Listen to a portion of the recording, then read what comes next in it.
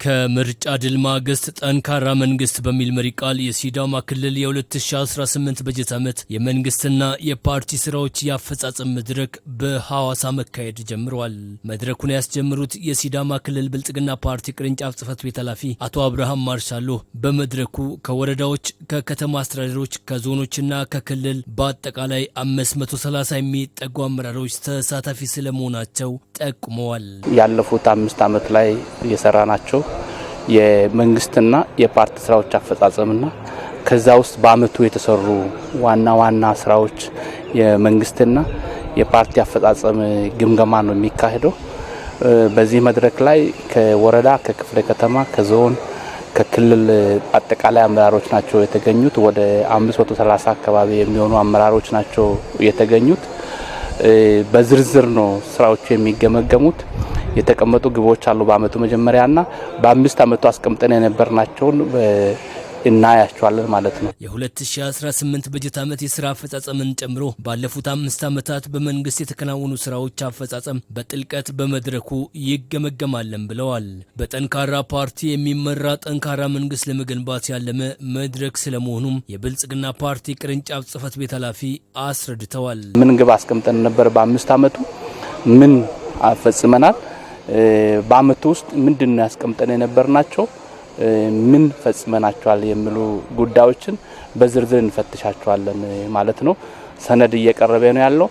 ሰነዱ እነዚህን አሁን የገለጽኳቸውን ጉዳዮች በዝርዝር ይዞ የሚቀርብ ነው የሚሆነው በመንግስትና በፓርቲ የተሰሩ ስራዎች። እንደ ክልልም ሆነ እንደ ሀገር የ5 ዓመቱ የመንግስት የስራ አፈጻጸም ስኬታማ ነበር ያሉት የሲዳማ ክልል ብልጽግና ፓርቲ ቅርንጫፍ ጽህፈት ቤት ኃላፊ አቶ አብርሃም ማርሻሎ የበጀት ዓመቱ እቅድ አፈጻጸም ስኬታማ ነበር ብሎ መውሰድ ይቻላል ብለዋል። የ5 ዓመት እቅዶች እንደተሳካ ነው በግምገማችን በአስተባባሪ ስንገመግም ያየ ነው። የአመቱ እቅዶችንም በአብዛኛው በ9 ወር ተሳክቷል። የተለያዩ ስልቶችን በመጠቀም የ100 ቀን እቅድ እየሸነሸን አመራሩ ወደ ህዝቡ ቀረብ ብሎ እንዲሰራ፣ አመራሩ ተጨማሪ ትጋት እንዲያሳይ፣ ህዝቡም በትጋት እንዲሰራ እቅድ ከታቀደ በኋላ የተከታተልከው በደንብ እንዲፈጸም ያደረከው ያግባባው ያቀድከውን ከህዝቡ ጋር የተግባባውን ደግሞ ተከታትለ ያስፈጸምከው ሲሆን ነው የሚፈጸመው እንጂ ምርጥ እቅድ ስላቀድክ መጀመሪያ ላይ ስለተግባባህ ብቻ አይሳካም። አንገብጋቢ የህዝብ ችግሮችን መንግስት ለቅሞ ለመፍታት በሄደበት መንገድ ተጨባጭ ውጤቶች ተመዝግበዋል ያሉት የክልሉ ብልጽግና ፓርቲ ቅርንጫፍ ጽህፈት ቤት ኃላፊ የኑሮ ውድነትን ትርጉም ባለው መንገድ ለመቀነስ የተለያዩ የቁጥጥር ስራዎች ተሰርተዋልም ብለዋል። አንዱ በጣም ህዝቡ የሚያነሳውና ህዝቡን የሚያማርረው ጉዳይ ቢኖር የኑሮ ውድነት ነው።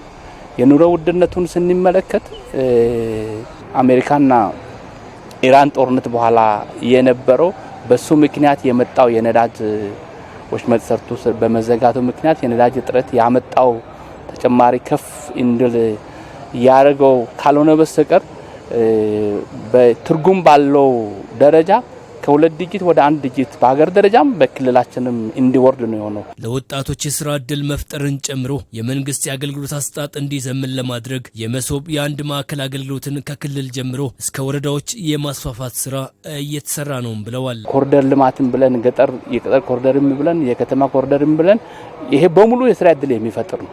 ሌላኛው አገልግሎት አሰጣጥ ላይ የነበረው ነው በዚህ አመት ሲሪየስሊ ከተሰሩ ስራዎች ውስጥና አንዱ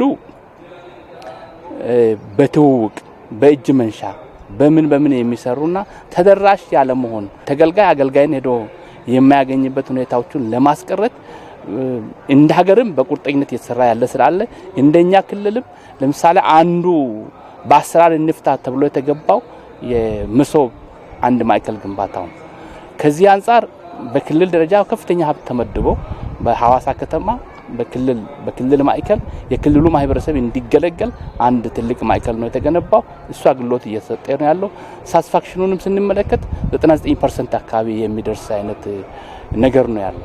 እሱ ብቻ ሳይሆን ተጨማሪ በከተማ አስተዳደሮቹ ወንዶ ገነት ላይ፣ ለኩ ላይ፣ ይርጋለም ላይ፣ በንሳ ላይ፣ ጩኮ ላይ፣ አለታ ወንዶ ላይ እነዚህ በሙሉ የመሶብ አገልግሎቱ እንዲቀጥል ለማድረግ ነው ጥረት። ይሄ ተቋማዊ ስርዓት ነው። ይሄ ብቻ ግን በቂ አይደለም። በአጠቃላይ የግምገማ መድረኩ ዛሬን ጨምሮ ለ2 ተከታታይ ቀናት እንደሚቆይ ተመላክቷል።